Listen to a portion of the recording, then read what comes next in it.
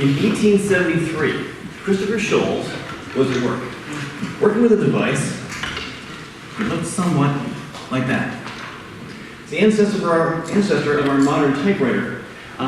Gravity pulled the keys back into position. Pressed down the key, lever pushed up the letter, smacked the underside of the wooden roller, and left a mark. Then you took out your finger and gravity pulled it back into position. No electrical mechanism to pull the key back down, certainly not even springs to be able to reverse the direction of the keystroke. It was slow to type.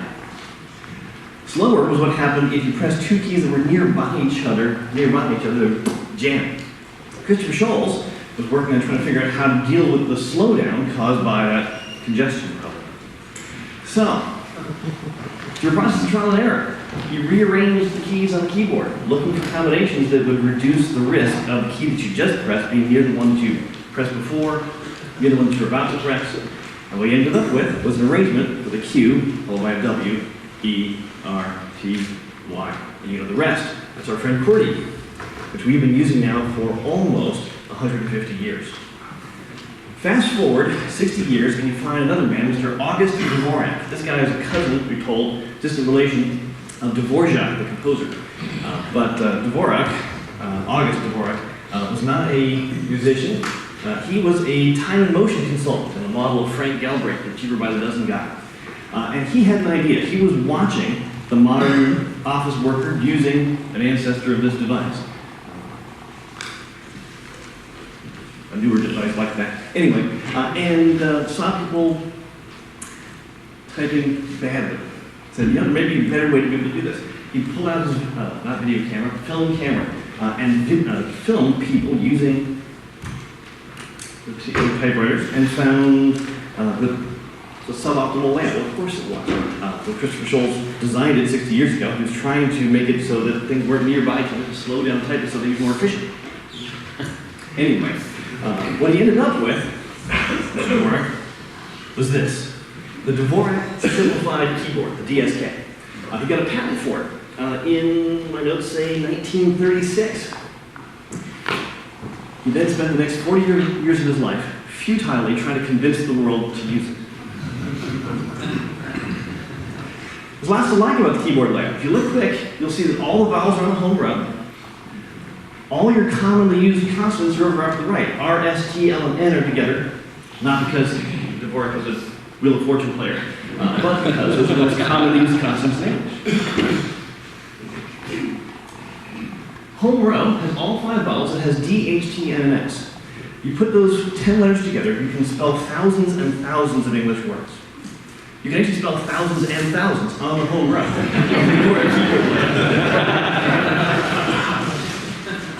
Some of you are actually mentally checking, aren't you?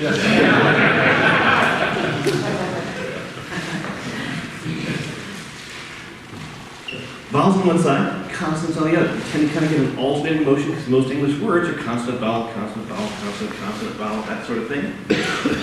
You've got the most commonly used letters on the top row in the middle, things that get used less often on the bottom because it's a little harder to reach the keys on the bottom. Dvorak learned this after extensive studies of human anatomy and typing behavior and an exhaustive study of the morphology of the English language. Did a lot of work to build this layout. There's the Gettysburg Address, or these pieces of it. On the left, QWERTY. On the right, Dvorak. Off home row keystrokes in black. Look how much time you're off the home row in QWERTY. Look how much time you're on the home row, where your fingers are resting naturally, in Dvorak. Another piece of text, a story called Fraser Street. Look how much text in black is on the left side of the keyboard, white keystrokes on the right side of the keyboard. QWERTY, you're mostly on, am I reading that? You're mostly alternating, one hand or the other.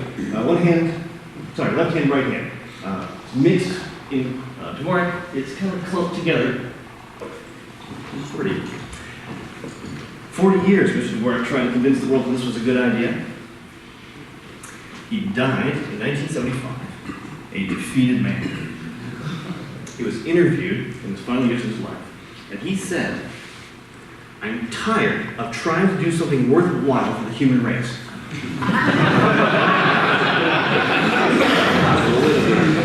How about that?